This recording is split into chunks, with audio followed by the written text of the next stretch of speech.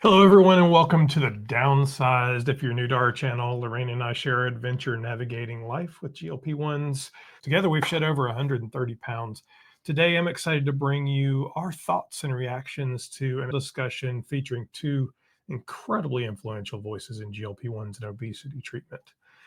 Today, we're going to show you an interview from the 2024 New York Times Dealbook Summit, which was moderated by Andrew Ross Sorkin, a financial columnist from the New York Times, editor-at-large of Dealbook, which is a news platform he founded. And he's also the co-anchor of CNBC's Squawk Box, the network's signature morning program. So what Andrew's done is bring some of the most influential people, honestly, in the U.S., right now in finance and medicine and entertainment together in sports. You see there's Serena Williams on screen there, and he's going to talk to him and have a great conversation. It just so happens that he's also going to talk to some people that we care about. Sorkin's reputation for engaging, thought-provoking, and challenging conversation makes him the perfect host for this discussion. And Sorkin talks to a lot of really cool people here. You can see everybody from Bill Clinton to Serena Williams. Lots of great conversations. You can go to their website. I'll leave a link, and all the videos are available. Today, joining him on stage are David Ricks, the chair and CEO of Eli Lilly, and Dr. Fatima Cody Stanford, an obesity medicine physician and Harvard professor. Together, they'll delve into how GLP-1s are revolutionizing the treatment of obesity and, of course, reshaping the future of healthcare. David Ricks and Dr. Stanford discuss the impact of these medications. Laraine and I will be sharing our thoughts and what this means for patients like us who are using GLP-1s to treat the disease of obesity. We're glad you're here to watch with us, to reflect on this conversation. And as always, please like and subscribe if you enjoy our content. And of course, we're not doctors, so our input, feedback, observations are based off of our personal experience, our research, and the conversations that we've had with you. So if you need medical attention around your weight loss, or anything else, please make sure to talk to your doctor. Let's get started. I've been excited about this conversation for a very, very long time. When you think right now about the most significant innovations of our lifetime, those with potential to change humanity and our health, one of them is, of course, the new blockbuster drug class of drugs called GLP-1s. And that's the conversation I really wanted to have today. You know these names like Ozempic, Mounjaro, Wegovy. Together, they're projected to generate more than $20 billion in annual sales. And the promise of GLP-1s is beyond weight loss. Early studies suggest it may help with Alzheimer's, Parkinson's, liver disease, kidney failure, even sleep apnea. And we're learning more every single day. And so to explore all of this and what it means for society, please join me in welcoming the following people. David Ricks is here. He's the CEO of Eli Lilly. It's the world's most valuable pharmaceutical company, more than $750 billion. Dr. Fatima Cody Stanford is here. She is a leading expert on obesity. She's a professor at Harvard Medical School, physician at Massachusetts General Hospital. And as I said at the very beginning of the day, she happens to be Oprah's go-to expert on this very topic. So thank you both for being here. I want to just, before we actually get into this, and I just hope you'll join me in this, because we haven't talked about this all day, and I know some of you have been looking at your phone. So I apologize, but I just want to raise this. You know, there was a terrible shooting. I don't know if everybody has even been familiar with what just happened here earlier this morning. This was the CEO of United Healthcare, Brian Thompson, just in front of the Hilton Hotel this morning while we were effectively on stage, fatally shot. And he was at an investor conference, and I know you know him. I do, yeah. I mean, it's shocking, yeah. He was assassinated, essentially, in the street going to his investor conference. I mean, this was a person with apparently a silencer on his weapon who stalked him and had a mask on and shot him in the street on 6th Avenue and 54th, a few blocks from here. It's a remarkable thing. Yeah. And you knew him well? I mean, he wasn't a friend, but we do a lot of business together, so yeah. Well, I'm very sorry. I'm very sorry about that. Yeah. And I just wanted I just want to acknowledge it because it's such a tragedy. Let's pivot if we could. Well, so before he pivots, we haven't actually publicly addressed the shooting of the United Healthcare CEO. And I do want to stop and say, while we certainly share a lot of people's concerns around the state of American healthcare, around insurance, we don't advocate the shooting of anybody. This man was somebody's father, somebody's husband, somebody's brother, somebody's family. And this isn't the way to solve things. No, you can't go around shooting people. So we feel for his family, and we certainly hope that they will take all the love that we have to get out there, because there's a lot of bad stuff on the internet right now about it, and we don't support any of that. So let's move on with the video. Good. To this issue of GLP-1s, I saw you a couple months ago when we were talking about how this may very well be a miracle drug. And that's what it feels like. That's what it seems like to a lot of us. And I just want to really understand whether it is in your mind, and how far you think it really can go in terms of what it is capable of, because we've seen what it can do for weight loss, but we're really now talking about it doing a lot more than that. Mm-hmm. Yeah. Well, we've been working in this space for a long time. We launched the first GLP-1 medication in 2005. And when I say that, a lot of people find that odd, because this feels like a very new story. So 2005, first of all. No, I mean, so yeah, Eli Lilly launched their first GLP-1 drug in 2005. So before we hear what he says, miracle drug, what do you think? Of course, I think it's a miracle drug. I mean, it's certainly been a miracle for me. I don't know what the definition of miracle drug for scientists is, but for it's my been life, around since 2005. So when people say, what about the, they don't know the long-term effects. Well, there's been GLP-1s out since 2005 with Eli Lilly. And now it's 2024. Yeah, you're almost 20 years into it. So. But a lot of drug development happens that way, as we kind of stumble and sometimes discover our way into new spaces. This GLP-1 is a hormone that our guts secrete after we eat. There are other hormones like it, by the way, which is going to be part of this story, that signal satiety to your brain. They signal metabolic factors in terms of how you process food. And we've learned how to harness that to make a medicine that decreases appetite and causes people to lose weight, also controls many metabolic factors we know about. So we use them first in diabetes, now we're using them in weight loss. We now have cardiovascular evidence, and you talked about in your opening many, many other potential uses. Those studies are underway in a big way. Lilly, right now we have 100 clinical trials going on with this mechanism in various diseases. Doctor, when did you realize this was 100? 100 clinical trials. I mean, it's just startling the amount of time and money they're investing in this and the opportunity they see. I mean, they definitely know that this is a billion dollar industry. So they are going all in on it. It's a gold rush. Mm-hmm. Well, so this is the doctor who's getting ready to talk to. Let's see what she has to say. something? Well, we've known about this for quite some time. I think that, he really touched on something. We think about the GLP-1 receptor agonist as a new thing. 2005 obviously was almost 20 years ago. We're about to go into the new year. And when we think about that medication, that was exenatide, which was the first GLP-1 receptor agonist used for the treatment of type 2 diabetes. So we knew about these and we were using these medications in those individuals. But what we saw in those initial studies was the signal for the loss of adiposity. Adipose is this metabolically active organ that is fat. And we started to see that signal in those early clinical studies, that patients were losing adiposity. Now, of course, the degree of adipose distribution and loss was much less compared to what we're seeing now in the studies, particularly if we're looking at the medication that Lilly has, which is a dual agonist, a combination of a GLP-1 receptor agonist and a GIP, which is a glucose insulin-tropic polypeptide. You try to say that 3 times fast. But she did say it really well. Of course, is a combination medication under the name of tirzepatide. The trade name is Mounjaro and Zepbound, where we see 22.5% total body weight loss compared to the early days of exenatide, where we didn't see that. But when we're saying, oh, we don't know anything about how these medications will work, or they're too early for us to tell, that's really a lie, right? We have over 20 years of data where we can see clinical trials that demonstrate the utility. What else is it doing? It's not clear. So we have 20 years of data. And this doctor was on the Oprah special, I believe. This lady is a Harvard professor, Massachusetts general surgeon, doctor. Yeah, I mean, she's the real deal. Yeah, for sure.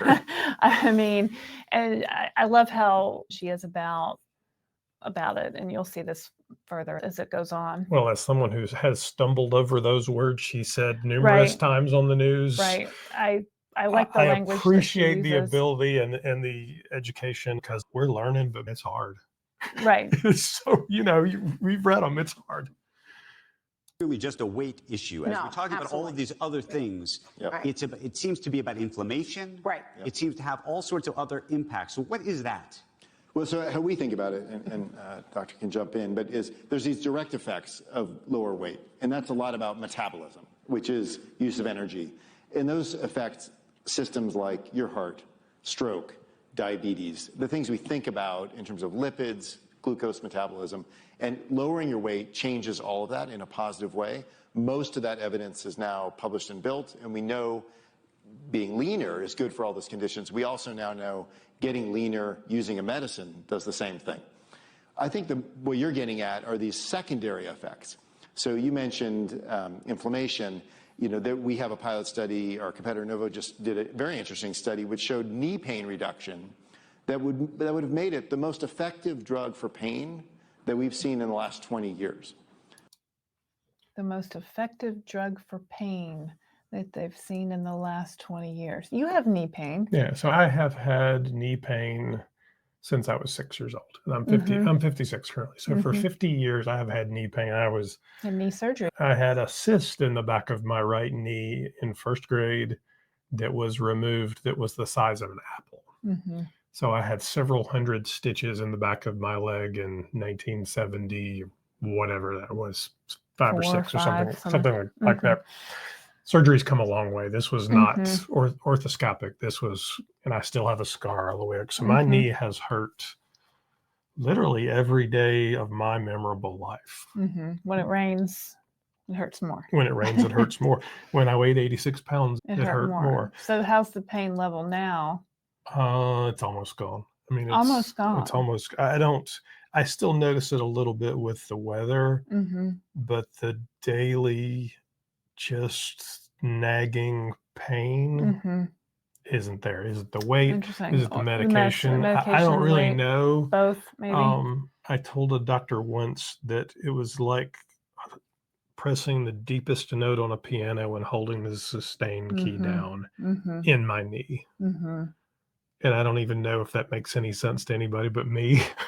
I mean, it's hard to describe pain levels. So if it was a constant and now that's reduced, I mean, that's well worth the money we've paid for. At one point in my life, I was taking so many Advil a day to manage the pain that I actually got ulcers and had a stomach bleed. Yeah, almost. It was a huge deal. So the fact that in addition to the weight loss, my knee no longer really hurts most of the time, it's huge. I mean, I'm a sample of one, but it helped my knee pain. Now, some of that must be mechanically offloading weight on the knee, but some of it is also this anti-inflammatory effect. How that's working exactly still needs to be further kind of studied and looked at. But I think that's fascinating because inflammation is a whole nother category of disease beyond metabolic effects that afflicts adults in very significant ways. Doctor, are you seeing it impact other things? I mean, the folks that you've prescribed this to, clearly, by the way, I should tell you, you're not supposed, what you told me the other day, that you cannot call people or say that it's for obesity. It's for people who... people with obesity. People with obesity. All of you listening, because I know there's a lot of reporters in here, you know that you guys are listening. Please delete the word obese out of your vocabulary.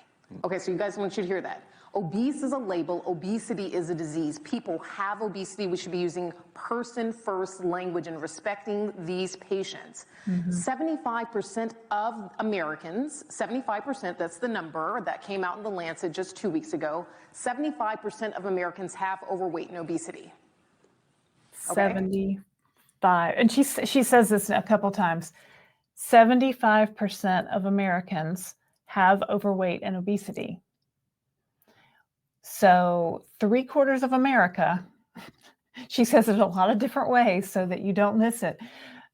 3/4 of Americans have obesity, have overweight and obesity. Well, overweight and obesity are two different diagnoses. There's a BMI threshold. Have overweight or have obesity, much like in the language that she uses is saying for different diseases, they have high blood pressure. They have cardiac problems. They have the disease of obesity, not they're obese. We're not saying that anymore. But I love just the frank bluntness of this is the way you're supposed to be talking about it. Yeah. for sure. I think she's I'm going to say that fabulous. again. 75% of Americans have overweight and obesity. That is 3/4 of the country. When we don't recognize this and we call persons obese, that is stigmatizing. Very. Persons with obesity, like persons with diabetes, persons with heart disease, Or AIDS. Yeah. persons with cancer. So not an obese person, a person with obesity, a person with overweight or The obesity. natural follow-up, which is you just Right. said there's 75% of the country. Unfortunately, 75% of the United States currently has overweight and obesity, which means only 25% of our persons currently in the United States today, December 4th, 2024, do not have overweight and obesity. So do you think that 75% of the country should be on these drugs? I'm not saying that. Love She doesn't you. know. I mean, I'm that's just not for her to saying say. that we do have a problem. You can say, Houston, we have a problem. But we do have a problem. And when we talk about prevention, which I'm all about, we have to recognize that we already have 75% of the country with overweight and obesity. Too late at this point. So we've already gotten into the problem, okay? The problem has already left the gate, okay? So when we're dealing with this, we have to recognize the problem is already here. So, I mean, people talk about this market being obviously huge. Yep. What percentage of this country, just as an example, do you think will ultimately be on some version of these drugs? Yeah, I think it's reasonable to think about a pretty high percentage. Now, what What's is high? that? Well, yeah, what is that? If we look at the peak use of like Yeah, the answer. statins in the U.S., it was Statins. Something like a fifth of all. So I think the advantages, the health advantages of incretins, GLP-1 medications are probably as good or better than statins. At So you least. can make an argument it could go higher than that. But there is, of course, an affordability and payment issue. You probably want to wanna ask me get there, about yes. that. Don't we know it? Right now, the major problem we see is that many, many employers, probably some in this room, don't cover insured, with their insured plan, obesity medications, even though, as the doctor has said, it is a disease. That needs to change. And until that does, there's just a limit on the number of people who out of pocket pay for these medications. So let me ask you, though, specifically about that, and I'm going to quote Bernie Sanders. I thought you'd appreciate that. He said, "There is no rational reason other than greed why Mounjaro should cost $1,069 a month in the U.S., but just $485 in the U.K., $94 in Japan. Even with the modest price reductions for Zepbound, millions of Americans will still be unable to afford the diabetes and weight loss drugs they desperately need." What has to happen? Before I let him answer it, bravo, moderator. That's a great question. That's a brave question. You're not pulling your punches. We love to see it. Yeah, So no, I mean, this is the source right here, CEO of Eli Lilly. What does he say? Make them cheaper. So let me unpack that. First of all, in the U.S., we have an archaic system where the net price is not the list price. All those other prices are actually what the government pays. In our system, 1060 is only what individuals pay if they don't have a copay card. But our average price is. But let's not gloss over that, because there are lots of our viewers paying that full price, particularly if they're on Medicaid or Medicaid and can't use the coupon, and Medicare or Medicaid won't pay it. So, Mr. Ricks, there's lots of people paying that price. Let's just say around $500. It's still above those levels. But the way we think about access, and in Japan's a good example, is whoever walks into their doctor and says, "I think I may need one of these medications," and the doctor agrees and it's on label, they get the medicine, they get it for very low out of pocket, usually a few dollars, and there's no prior authorizations, no qualifications, and they get it for the rest of their life. They don't have to wait till their plan renew, et cetera. That's what we would call open access. And I think, and I'll say this on stage here, if any employer, if anyone in the US wants to create that setting, we can match those prices. It's not about Match what? Price of profiteering on the back of $94 America. in It's Japan? about What a is, system what's he going to where match? we have to give a slice of every bit of our revenue all the way down and then fight with the patient to gain access to the product. And even then, it renews every year and they have to go through the process again. So if we knew we could have volume, we can price against that. If they knew they could have volume, what does that mean? If 75% of Americans could afford it, if 75% of Americans were prescribed it, that would certainly be volume. If 20% of Americans were Well, I prescribed mean, the it, statins are only a fifth. So that's 20%. yeah, that's 20%. I think there's a whole kernel of truth to what he's saying. So yes, our our healthcare system's archaic.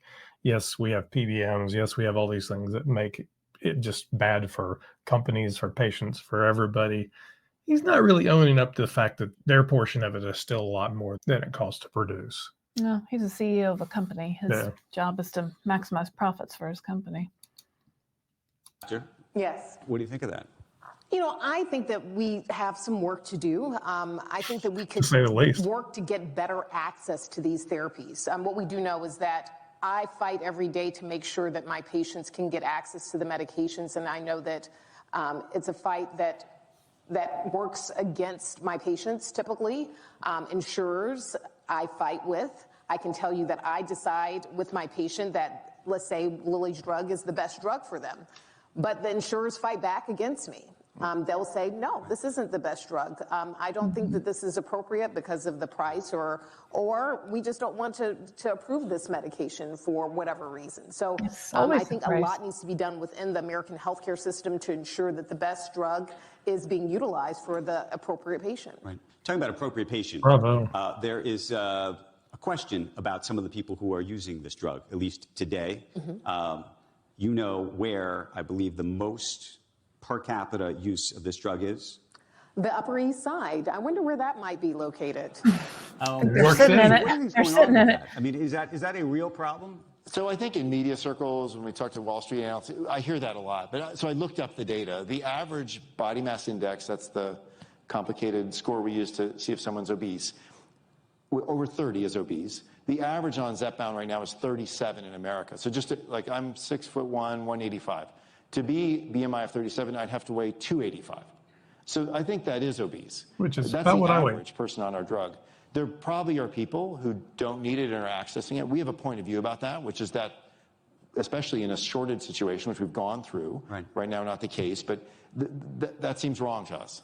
And right now not the case, Mr. Rick. Those who need it most. That's what we're trying to do. Do you think that we're all in some way going to be on these drugs? You know, either you're working on a pill form of We this. are. Next year we'll get new data. So it's not a shot. Yeah. People who are trying to control their urges and addictions and other things. I mean, that's the other question mark about all of this, whether we're all going to be taking some version of this. Well, I do think that we see different use case scenarios for these medications. Right now, we've been talking mostly about cardiometabolic health. What do I mean by that? Obesity, diabetes. I just gave a conference at the National Academies of Medicine in September where we're starting to look at different use case scenarios. Things like alcohol use disorder, opioid use disorder. We also were talking about things like Parkinsonism, Alzheimer's disease. So we're going to see different disease processes begin to come into the mix when we're looking at GLP-1 receptor agonists that get outside of the cardiometabolic sphere. But even within the cardiometabolic sphere, we are looking at things that were mentioned, things that we used to call fatty liver disease, which is now called metabolic-associated steatotic liver disease, just to make things a little bit more complicated for all of you. Don't call her fatty anymore. And what we call now MASH, which used to be called NASH, is metabolic-associated steatotic hepatitis. Of course, we're talking about HFpEF, which is heart failure with preserved ejection fraction. We're seeing significant differences there. We're seeing so many different potential benefit with obstructive sleep apnea. We're going to see so many different use case scenarios with these medications that I think that we are going to see broad scale use. The downsides, though, because I was going to say we talk about Ozempic face, the loss of muscle mass. I mean, it sounds like it's not a panacea. No drug is. We make all kinds of medicines. Every effective drug has side effects. They need to be used under the supervision of a doctor. The primary one, because we have 20 years of data, that we do see is nausea, GI upset when you initiate the drugs. But through titration, that can be minimized. People who have a history of pancreatitis should not use these drugs. Otherwise, and we've studied tirzepatide more than any other medicine in the history of Lilly. We're an old company. We don't see warning signs that you would worry about. Pregnancy, we don't have data on. Those are the things we warn patients on. But just back to your original question, there's a whole pipeline of these things coming. We have 11 ourselves. There's probably 60 in the industry. People will pursue them for all those uses you've mentioned, and some of them only for those uses. So I think in 5 years, we could find ourselves with a pill that is a GLP-1 or like a mechanism that is for people who have alcohol use disorder or do use opioids in an extreme way. There is an anti-hedonic effect here where it suppresses your... Would you short alcohol companies and food companies? Well, we have a lot more factories to build before we get. So would you short? He's asking if you would sell stock and say, oh, these alcohol and food companies are going to shrink. Are you going to affect the Yeah. alcohol industry and the food industry? Are they going to drop dramatically because people won't be alcoholics anymore? People won't be buying so much food anymore. And that would be so bad for these companies. Get to that. Right now, we're seeing about 7-8 million Americans on these every month. We need to get that number way up to short those companies. But in a way, maybe those behaviors which aren't good for us will do less of, and that will have consequences. What do you make of the muscle loss and things like that? I mean, how much should people be concerned about that? Well, I think we're going to see some new medications that are coming down the pike that will help with muscle building. So there'll be some changes and shifts. I can tell you that several of the companies, including Lilly, are looking at some things to help with muscle mass. And we're going to see some modifications and lifestyle modifications. So how do we encourage patients in terms of their regimens, in terms of building? How much strength training are they doing? How much protein supplementation are they having in their lifestyle to ensure that they're retaining lean muscle as we're seeing the muscle potential for muscle loss with these medications? Maybe an analogy that's interesting as you think about breakthroughs in medicine, and I was saying backstage, what did oral contraception do for women, right? It allowed people to control their reproduction. Maybe the dream scenario here is we can use these medicines to control like our urges, and including food, but maybe other things. And that would be, those studies are going to happen, and we'll know the answer to that. But that would be, I think, a breakthrough across health. We're going to run out of time, but let me ask you one question. So control urges. Well, like the urge to drink, the urge to gamble, the urge to online shop, like what? The urge to eat donuts. I mean, it's already controlling my urge to eat donuts. So urges. It's an interesting way to put it. Well, in the 5-year scenario of maybe there's a pill for alcoholism, drug addiction. I mean, it's fascinating. Whatever. If there's 5 years from now, if there's a pill versus a shot, I'm all for it. As a CEO of a major pharmaceutical company in this country, RFK Jr. is potentially about to be. Dun, dun, dun. Another hard question, Mr. X. Time to go. He says it's time to go. You don't want to answer that. Depending on what happens in Washington. And I'm just curious what your reaction to that name and that appointment is. Yeah, I mean, he's obviously said and acted on things that are what we would call anti-science. Now, on the other hand, I think the reason Trump embraced him and the reason he had enjoyed some popularity was this interesting mix, a little bit of this anti-science, but also pro-health. So, like all new things, we'll start with a blank sheet of paper and say, we're pro-health. I've got 44,000 employees wake up every day trying to make America healthy again. So we can get behind that. Now, what the specifics are, we'll have to talk about, but a world without medicine isn't a good world. But are you worried about, I mean, he has literally talked about telling folks, if you work at the FDA, save your documents. Pack your bags and save your documents. That's concerning. FDA is the gold standard regulator in the world, and we're the only country on earth that does primary data review, meaning when the company creates data, only the FDA reviews every digit of that data. No other regulator on earth does that. I think that's a value to society we need to keep. We'll argue that strongly with our new regulator. Otherwise, companies could just put out studies. The FDA wasn't there to check it. No one checked it. Companies can put out whatever they want, knowing no one's ever going to check on this. We can say whatever we want now. I would have had straight A's in college if that were the case. Here's my homework. You don't need to check this, do you? You had a teacher that graded your papers. So, the FDA is the gold standard in the world for this. So please, let's not get rid of the FDA. I do want to thank you both Great to be here. for this fabulous conversation. It is changing the world. Thank you very, very much. Thank I you. wanted to hear more from the doctor.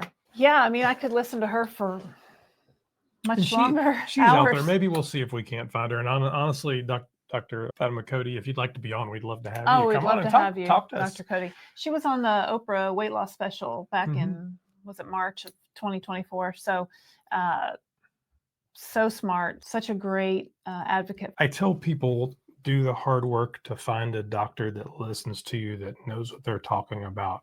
And she's a great example. She Oh my obviously gosh. She is, was, I mean, is could an you expert imagine at having it. her for your doctor? I mean, that'd give you a leg up for sure. And what do you think about David Ricks, the CEO of Eli Lilly, realizing that another CEO of United Healthcare had been, what he, in his words, assassinated in the street?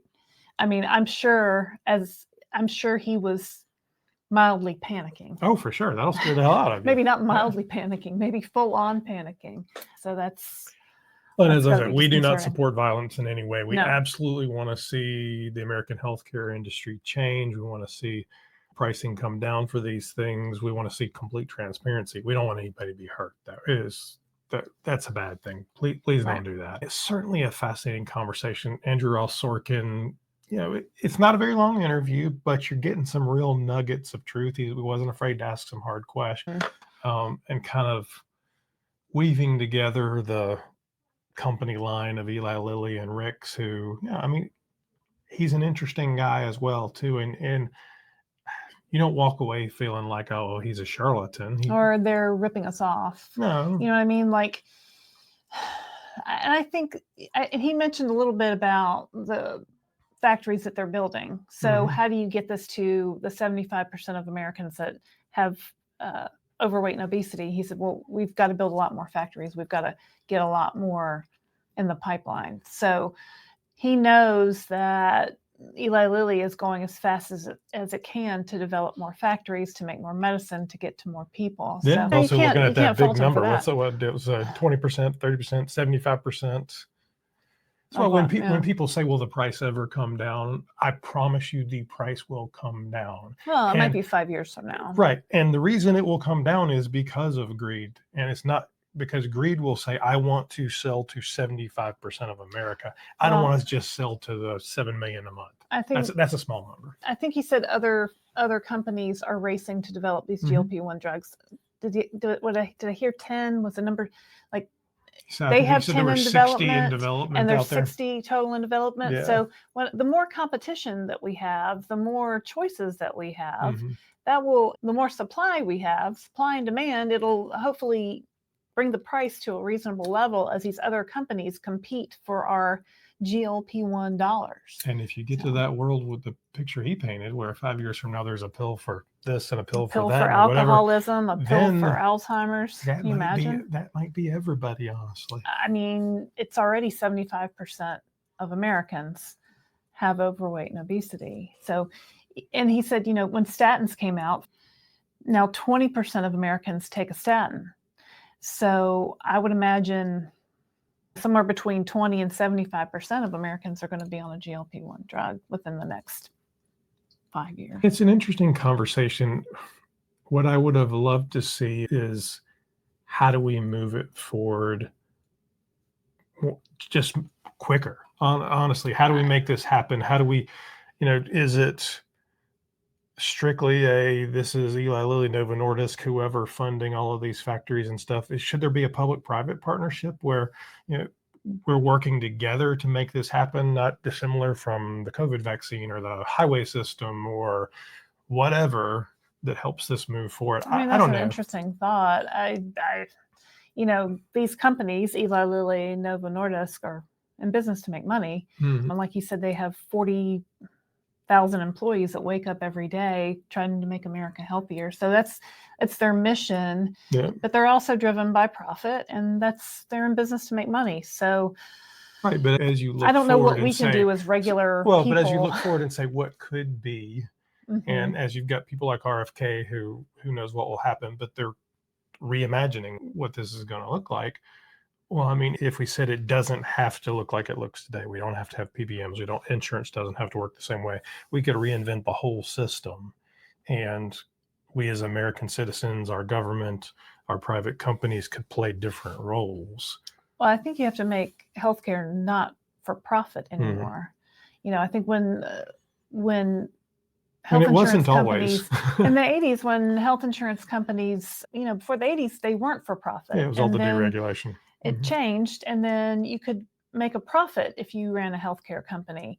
So now these United Healthcare, all about the profits. Every company is about the profit. That's why they're in business, right? So, but this public health is, I think, has greater value than companies making a profit. Something that's affecting 75% of America, at what point does the government step in and say, we're going to take this and we're going to change this? And do we want that to happen? Do we want these companies to have that taken from them? They've Nobody developed said it would these be and taken worked for from them. this. I don't even think that's part Well, of if the you're conversation. talking about making it a partnership with, There's a difference between, we're not talking about walking in and taking somebody's goods. I don't think that should be part of the conversation. What I'm talking about is it possible that there's a public-private partnership? There have been public-private partnerships in everything from medicine to art for thousands of years. like, name one. I'm not sure I know what you're talking about. Walk through any building in Europe and there's paintings on the wall that they paid the government paid Michelangelo to do. I mean, there have So the always government pays been, Eli Lilly to build more factories? maybe, or they fund the investment, or there are ways, if you step outside of this very myopic view of the way our economy and the things work today, and say, if we said the ultimate goal is public health, Mm-hmm. and we know that takes more than just a private company working for profit to do that, then there are ways that we can do this. So for instance, the public highway system would have never been built by private companies. It would have been built 10 miles at a time and it would have never connected. So the government said, we need to have a highway system that connects the entire country, and they made it happen. Now, they then hired private companies to build it and hired companies to design it. So there's ways to do it. It just has to be different than what it is today. And it certainly can't involve silly things like PBMs. Well, nobody likes the PBMs. Everybody can get on board with wanting prior authorizations to go away and PBMs to go away and lower drug prices to be a thing. So how we get there? Yeah, I don't know what the actual we don't answer is. have I the know we have answers. to have the hard conversations, though, Mhm. and it can't look like it has looked. It's got to change. I mean, it's just frustrating to see this standstill when it comes to access to care for. These are the biggest medical breakthroughs, certainly in our lifetime and maybe ever.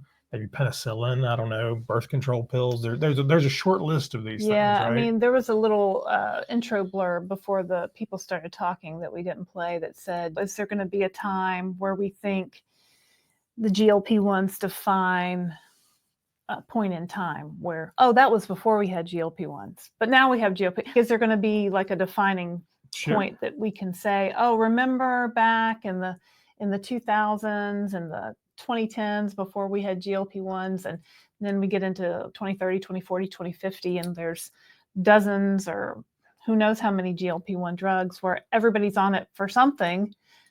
Or what are our grandchildren gonna think about that? It's interesting to think about. It's the dark ages. Yeah, right? I mean, it's like a revolution in medicine. It's a revolution in how we look at other people and other people's weight.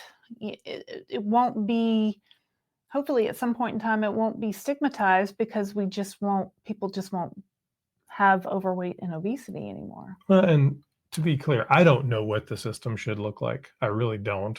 I have thoughts, I have ideas. I'm not an expert. What I know is we have to have the conversation. The smartest minds in this country need to get together and say, how do we make public health, the economy, profit, people all work together to get to a common goal? Now, is that hard? Oh yeah, I'm sure that's very, very hard, and it will probably change everything about what we do. But it doesn't have to be how it's always been. It just doesn't. I mean, I really kind of get to this place where we don't have to be stuck in the middle of a tug of war. It's pharma says they'll lower prices, payers say expand coverage, payers say they'll expand coverage if pharma lowers prices. It's just this endless thing that doesn't have to happen. So we have to be part of the conversation, and you and I as patients need to take our rights and stand up and be heard and say things have got to change, because it feels like a never-ending game of chicken, and the ones who suffer are patients like us, people who desperately need these medications to treat the disease of obesity. I don't know what happens, but we'd love to be a part of the solution, and we'd love for the Downsized community to be a part of the solution and be a part of the conversation. We'd love to hear your thoughts in the comments on what you thought stood out in this conversation. What were your thoughts on what the doctor and Mr. Ricks had to say? How do you see GLP-1s influencing the future of healthcare, the future of our economy, the future of everything? Let's keep this conversation going because it's one that truly matters. Thank you so much for watching. Don't forget to like this video, subscribe to our channel, and turn on notifications so you never miss our latest episodes. I'm Laraine Durham. And I'm Christopher Durham, and we are the Downsized. Downsized. See you next time.